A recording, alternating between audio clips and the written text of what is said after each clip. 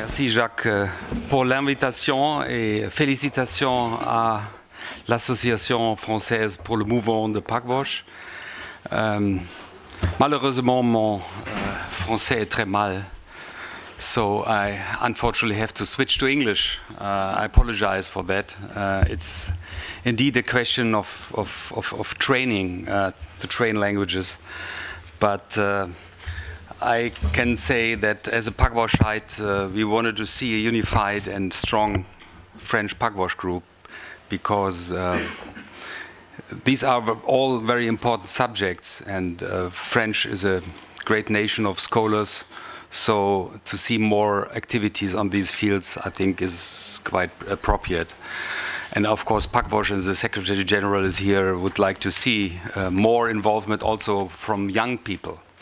I think that is also a big problem because the old guys, which includes me, knows a lot about arms control, Cold War, international humanitarian law. I'm not so sure whether the young people are so much focused, but the young people are focused on one thing, and that is cyber technologies. So it might be adequate to talk about that. I'm a physicist and I'm not a computer scientist. I wished a computer scientist would talk about that. Unfortunately, there are not many of them to deal with these kind of issues here, but this can, of course, be changed. 3 parts of my talk. First is there a cyber threat there, and is cyber war likely? And to make it very short, cyber war has not occurred. All what we see are cyber attacks in different forms, and even not any person has been killed by cyber, let's say, interventions. But on the other side, we all are aware that we are getting more and more dependent on these kind of technologies, not only as an individual, but also economy, companies, and governments. And so I think it's adequate to discuss whether we need regulations, whether we can use existing regulations based on the international arms control law, disarmament law, or based on the international humanitarian law and the law of armed conflicts. This is a debate. Maybe this debate will be propelled if something very seriously happens. But if you look to the documents, especially coming from the US, but also from the European Union, you'll see that this is seen as a major challenge for the future. Digital media networks, ICT, information and communication technologies might become the most powerful revolution in history. Global cyberspace is becoming part of daily life, as I said before. And you see the quotation from the UN group of governmental experts, which said this is one of the most serious challenges of the 21st century. We had seen as a scientist key inventions during the 20th century, the discovery of DNA, the fission of the atom, and also the discovery of information theory and the elaboration of these kind of technologies. And you can be sure that all these things has been or will be included in some kind of military planning. You can see it already. The question here is whether that could also have might also influence the internet and our daily ways of communication, because it's a very simple idea to say, if we can hurt a state by attacking his communication or his energy structure or his financial system, that might not cause death and destruction, but this could paralyze a state. And there has been calls and plans and people arguing in this direction.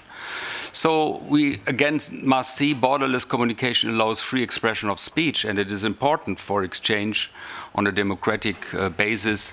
It is important for free trade. It is important for digital economy. At the same time, there are vulnerabilities. Technology in that field has to be open, but because it is open, it creates also a lot of vulnerabilities.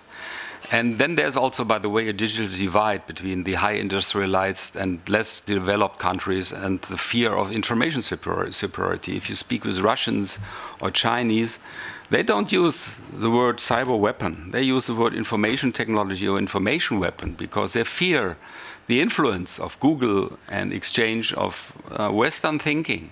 So we have several levels of discussion here, which have to, if we have to separate. There are quotations from the American military saying cyber attacks have been escalated from an issue of moderate concern to one of the most serious threats to our national security. We now live in a world of weaponized bits and bytes, where an entire country can be disrupted by the click of a mouse. This is a very dramatic statement.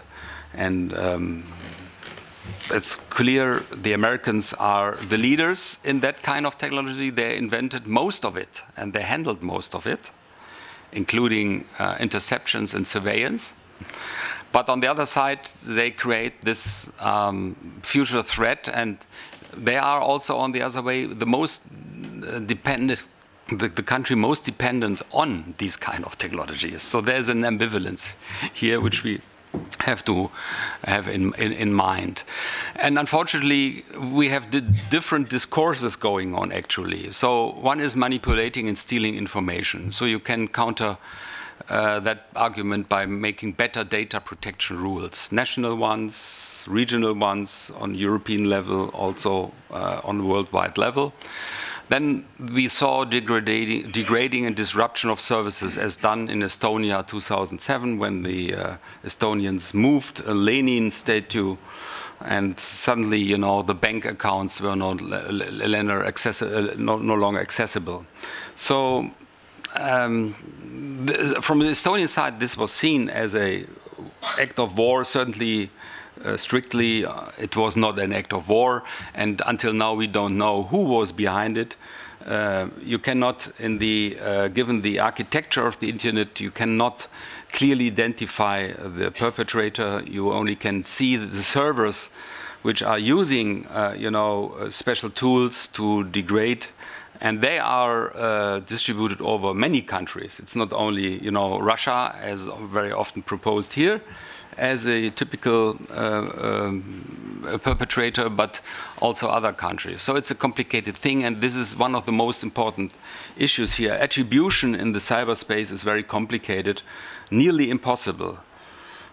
But much of the efforts also from the NSA, storing data, is also related directly to attribute attacks to the United States or partners or allies, to these kind of things. But then we have, of course, massive surveillance and spying, which I think caused a lot of turmoil and a lot of hypocrisy and a lot of accusation against the United States. And they are clearly they are contradicting national laws. And I think that's an affair by itself. Then another option is bombing IT installations. If someone tries to attack you by using IT, then you can start bombing it. That's another option. I think it's not a good option, but it is discussed. And then we saw also preparation for cyber attack, also the Syrian case, when Israel bombed the North Korean-based reactor Al-Kibar, and they simply switched off the Syrian air defense system by a cyber attack. So the military already claims to have these kind of capabilities, which they call information warfare or electronic warfare. But where is the distinction here? And what are the targets? All that is an open debate. And you can even think about more. You can think about worse attacks, attacking nuclear facilities, nuclear power plants, nuclear forces, attacking critical infrastructure, finance, water, energy, transport, and also attacking military installations. And I think it's quite plausible to argue if the military and others are more independent on these kind of technologies, then there is a high chance that others, whoever that is, would also attack these kind of things. So necessarily, if you introduce a technology technology, it should be also subject for analysis and review of international arms control law and the international humanitarian law, because the collateral damage could be very high. Unfortunately, it is not easy to answer what is a cyber weapon. In fact, it's a computer. It's bits and bytes. These are electronic information. These are not kinetic weapons. So you can be relieved. You can all say, okay, cyber weapons do not exist. They are not there, but actually we don't know in detail. The Stuxnet attack on Iran's nuclear centrifuges is a clear indication that it is in principle possible to switch off material installations. You know, it's not an abstract thing. It can be done in a very concrete and in a very tailored way. And there are a lot of hints. I don't want to go into details, but a lot of hints that at least the Americans always say we are prepared to conduct offensive cyber operations. And in peacetime, we have actually espionage, sabotage, and that can be also interpreted as a preparation for a cyber warfare. You might remember during the Cold War, there were always unknown submarines in the Baltic, you know, doing something. You know, you can, in modern language, military jargon, this is shaping the battlefield. Looking what is the other doing, where are vulnerabilities. And this is also one part of attacks going on. And we have huge problem of pre-crime prevention by surveillance. We have, in a crisis, cyber attacks possible. This could escalate to war. And even in a war situation, then there could be also preventive cyber attacks. But there could be all the other way around, attacks, kinetic attacks against cyber installations. So these are two different issues. I will not speak about the classical military domain, not about revolution military affairs, not about drones, automatic warfare, and so on and so on. The military is arguing, you know, conflict is migrating from land to sea to air to space and then also to cyberspace. I leave it to the military people whether that is true or not. One thing is for sure, you also have to apply international humanitarian law principles to these kind of new domain. There's one big difference between these four domains I'm just showing you on the screen, which is these are geographical domains, but the cyberspace is totally man-made. And it undermines sovereignty because states very often do not exactly know where the point of entry of information is. They cannot control everything. And cyberspace is in some kind of a common specific law space, which is uncontrolled somewhat and was very much shaped by economy, by companies much more than by states. Nevertheless, the states has the responsibility, you know, even in the case of a cyber attack. So what is cyber war? I would say it's a comprehensive attack on an IT networks of one or several countries within cyberspace, which leads to a loss of human life and which is directed by a party state. So in that aspect, cyber war has not occurred until now. Cyber warfare is defined by Richard Clarke, who should know because he was responsible for that kind of issues in the White House. Cyber warfare is actions of a state to penetrate computer or networks for another state to cause damage or interruption. And this could happen very, very easily. There is now a clear distinction between espionage, between sabotage, and a direct degrading act to deny any services. The technologies are more or less the same. So if you can penetrate a computer, you can also, in principle, manipulate things, and then you can also change command codes. And that's the problem. So we don't have a very clear borderline here. You know, we can argue in the way of nuclear weapons, biological weapons, these are agents, but we know in detail, even Jean-Pascal knows it better than all of us, how complicated it is, but it is doable. But here in that case, it's even much more complicated because you don't have no material issues. These are electronic information. are there cyber weapons there? It depends how you define what a cyber weapon is. It depends very much on effort, on time, on the goal, and the efficacy of such a thing.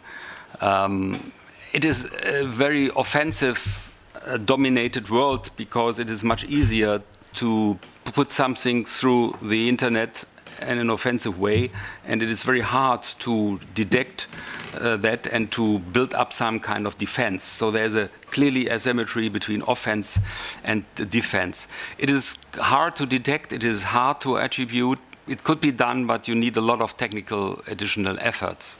You have high technological volatility, so things are changing. If you identify something which you interpret as a cyber weapon, you can close the gap very easily, because if you know these attack codes, you can build up very easily defense firewalls and so on and so on. But you have to know, and that's a big problem. Then we have, of course, the proliferation. We have also self-deterrence. So this caused a lot of problems, and these are unanswered questions, more or less. My conclusion here would be states are developing these kind of things. How destructive they are, we don't know, but there's clearly a concern for some kind of digital arms race going on that in that business. If you look to activities of states, I don't want to go too much into detail, but of course the US is on the top of it. They have a cyber command which is civilian and military. They say they have a full spectrum of offensive cyber tools. They spent $1.5 billion for their cyber budget. They organizing exercises, and I'd show you in the next transparency the secret presidential directive 20, which was also leaked by Edward Snowden, where the president gives his agency the order to develop offensive cyber effects operations, developing a target list. The only good thing, whether it is good or not, I don't know, is that the US president has to decide whether to activate that or not. But these are clearly indications that these tools are there, and we learned not only that the Chinese are doing a lot of espionage, but that the US also have a special unit, 600 persons, since 1998, doing sophisticated hacking with the Chinese. So, I mean, this is about hypocrisy by pointing to others, by doing exactly the same. The problem is, what are the effects, and what will others do? I mean, why shouldn't the Russians, the Germans, the French not doing the same? Because they think we could be also attacked. So we have to do more. We also organize our counterattack. And I would call that a offensive digital arms race going on. But it's very hard to prove because no one has access, except whistleblowers. Yeah. We made a review with UNIDIR, and we found that 140 states have cybersecurity programs, 57 include cyber warfare in their military organization. The 6 are publishing military doctrines, and 12 of them say they are developing offensive operation capabilities. What can be done? I mean, it's clearly a very technical, a very political, and as well as a very legal subject. And I mean, there's always a limited spectrum. So you can start to raise awareness with individuals to organize their computer security much better, to industry, to politicians. You can do capacity building. You can help others to improve cybersecurity. You can do better prevention and better early warning. You can organize better defense systems in terms of resilience, better encryption, better firewalls, and so on. But you can also work on offensive offensive possibilities. These are the the ways you can, as a state, you can handle it, you know. And of course, prevention would be much more effective, and I agree totally with Jean-Pascal by saying if we can skip these kind of negative developments, and this would be an added value to prohibiting the further use. I would call that preventive arms control, more or less. But this is hard to do. We saw with biological and especially chemical weapons that the international law was strengthened only after an event occurred. So this event hasn't yet occurred in the cyber domain. But then we can think about arms control regulations, adopting arms control experiences, things like confidence building measures to the cyber domain. So in the sense that the military simply starts visiting itself, explains its doctrine, and tries to find ways to communicate that they don't have tools here which really undermine other states' structures. And then you can strengthen international humanitarian law, but you have a lot of obstacles. You have to define what is cyber war. You have to face the fact that this technology is nearly impossible to control. This is mostly dual-use control technology, which you can buy for civilian purpose everywhere. So, I mean, these are hard. This is hard stuff to solve. And then we have many actors. In the classical nuclear domain, we very often have states as actors. Chemical weapons, more or less the same, although there are also non-state actors here. But here in this cyber domain, we have multinational companies, we have the commercial sector, we have international organizations. So this adds to these problems. So you have you need some kind of multi-stakeholder approach.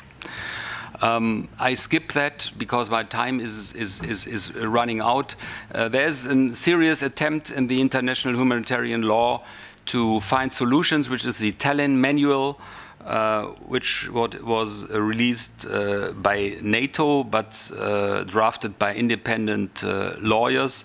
And here we come back again to the discussion of the morning, the use ad bellum. Do cyber operations violate the UN Charter? And then here we have, of course, to discuss what are criteria to define as an armed attack also as a cyber attack. The Tallinn Manual tried to identify criteria: severity, immediacy, directness, measurability of effects, military character, state involvement, presumptive legitimacy. But these are quite weak criteria. And as we know, even if the international humanitarian law proposes criteria, then states simply can deny that. So the problem is whether a state sees this or that specific attack as an attack and counterattacks or not. So this is still the standard, despite many efforts to push to shed some light on these kind of things. So for any details, I'm pointing to the Tallinn Manual. So I would say international laws and the principles apply. Principles like neutrality, proportionality, distinction. Also, the Geneva Conventions are important, offer important language. I don't have the time to go into the details, but it is very much on the protection of the civilian population. Unfortunately, most of the internet is civilian, you know. So if you even try to organize an attack, you can do a lot of collateral, unintended or intended damage also to the civilian domain. This is, of course, I think, a big problem. Arms control, and this is my closing remark here, has also to offer transparency and confidence-building measures to place political, legal, and military constraints on the deployment and disposition of national military means. This was developed during the Cold War and is a rich toolbox which can be used. So I already mentioned the cyber doctrine seminar, which can discuss common definitions. States can exchange their planning and their doctrines to other states. The Swiss, for example, has the OSCE presidency, and it tries to develop concrete cyber confidence-building measures with other states, which I think is a good way forward. But then risk reduction measures, you can build together risk reduction centers, you can warn other countries if you think a serious cyber attack has occurred to your country. You can ask the industry to register serious cyber attacks to them, and you can analyze the different technological ways forward. You can do capacity building. So I think arms control here is important. And confidence building is very important in cyberspace. So some conclusions: I think we are entering the new area of cyber conflict. And this is not only stealing massive amounts of data and sabotage, it could be also a future cyber war event. I think battlefields preparations are ongoing. Digital arms races must be prevented. We have to discuss what a cyber weapon really is. I don't have an easy answer on that, but if you wanted to understand that, then you have to study Stuxnet. And a debilitating cyber attack is possible, but the perception of the risk is higher than actually is. Indirect effects could but range from $0 to $10 billion. But if someone is killed, then we certainly would have a new and another very interesting discussion, and we should be prepared to follow that. Thank you very much for your patience.